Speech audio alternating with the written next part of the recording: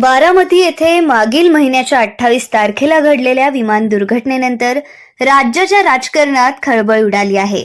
या दुर्घटनेत महाराष्ट्राचे उपमुख्यमंत्री अजित पवार यांचा मृत्यू झाल्याचा दावा करण्यात आला असून घटनेची आंतरराष्ट्रीय पातळीवर सखोल चौकशी व्हावी अशी मागणी विविध स्तरातून होत आहे। या संदर्भात अधिकृत तपास यंत्रणेकडून अंतिम अहवाल अद्याप जाहीर झालेला नाही। राष्ट्रवादी काँग्रेस शरदचंद्र पवार गटाचे आमदार रोहित पवार यांनी या दुर्घटनेबाबत अनेक गंभीर प्रश्न उपस्थित केले आहेत। ही केवळ दुर्घटना नसून सुनियोजित कट असण्याची शक्यता नाकारता येत नाही, असे ते सातत्याने सांगत आहेत।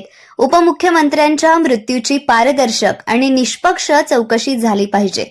दोषींवर कठोर कारवाई व्हावी अशी त्यांची भूमिका आहे। सदर विमानसेवा नवी दिल्ली स्थित खासगी चार्टर ऑपरेटर VSR व्हेंचर्स कडून पुरवली गेल्याचा दावा करण्यात येत आहे। संबंधित कंपनीची चौकशी पूर्ण होईपर्यंत तिच्या कामकाजावर तात्पुरती बंदी घालावी अशी मागणीही करण्यात आली आहे। मात्र या संदर्भात कंपनीकडून अधिकृत प्रतिक्रिया मिळालेली नाही। आमदार रोहित पवार यांनी या प्रकरणात सातत्याने आक्रमक भूमिका घेतल्याने त्यांच्या सुरक्षेबाबतही प्रश्न उपस्थित झाले आहेत। जर ही घटना सुनियोजित कटाचा भाग असेल तर सत्य बाहेर आणण्याचा प्रयत्न करणाऱ्या लोकांच्या जीवितास धोका निर्माण होऊ शकतो, असे पक्षातील काही पदाधिकाऱ्यांनी म्हटले आहे। त्यामुळे राज्य सरकारने रोहित पवार यांना Z+ सुरक्षा प्रदान करावी अशी मागणी सोलापूर जिल्ह्यातील महाविकास आघाडीच्या पदाधिकाऱ्यांनी केली आहे। मी शिवसेना युवासेना उद्धव बाळासाहेब ठाकरे पक्षाचा युवासेनेचा उपसचिव आहे आणि माझ्यासोबत सुद्धा पदाधिकारी आम्ही महाविकास आघाडीचे सगळे पदाधिकारी। तर 27 तारखेला मागच्या अजितदादांचं अकाली निधन झालं, आपण सगळेजण जाणतो।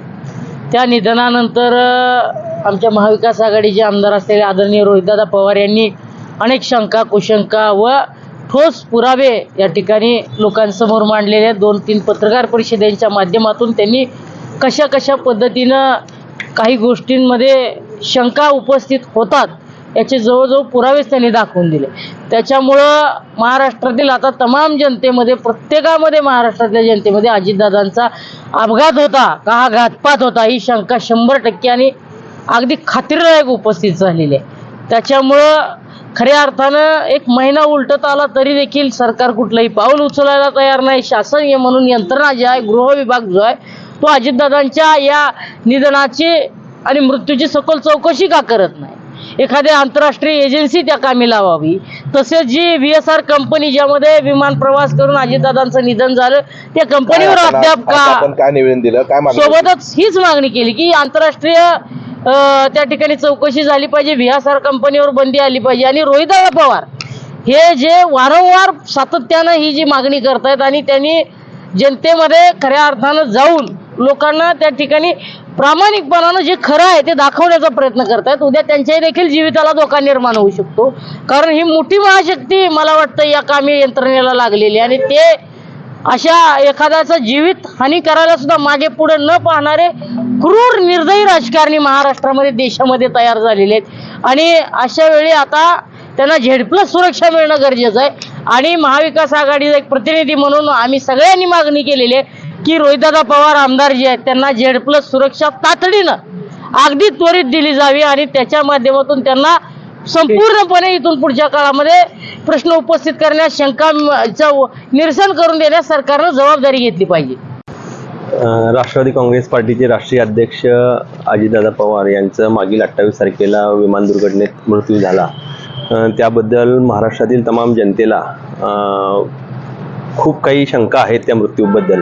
तो नेमका अपघात आहे की घातपात आहे याविषयी खूप शंका आहेत, प्रश्न आहेत आणि त्या प्रश्नाचं निरसन करण्यासाठी गेले 3 पत्रकार परिषदा राष्ट्रवादी काँग्रेस पार्टी शरदचंद्र पवार पक्षाचे नेते रोहितदादा पवार हे घेत आहेत आणि ते महाराष्ट्रात, दिल्लीत सुद्धा त्यांनी याविषयी पत्रकार परिषदा घेतलेल्या आहेत।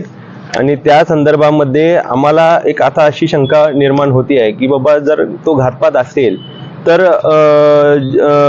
रोहितदादांच्या जीविताला धोका निर्माण झालेला आहे, कारण आमच्या युवा नेत्याची आम्हाला काळजी आहे कार्यकर्त्या म्हणून। आणि त्यासाठी आम्ही आज कलेक्टर ऑफिसला सोलापूर जिल्हाधिकाऱ्यांना एक निवेदन द्यायला आलो होतो की मुख्यमंत्र्यांना आपण असं सांगावं की अजितदादा पवार यांच्या मृत्यूची आंतरराष्ट्रीय एजन्सीकडनं चौकशी करावी निपक्षपातीपणे.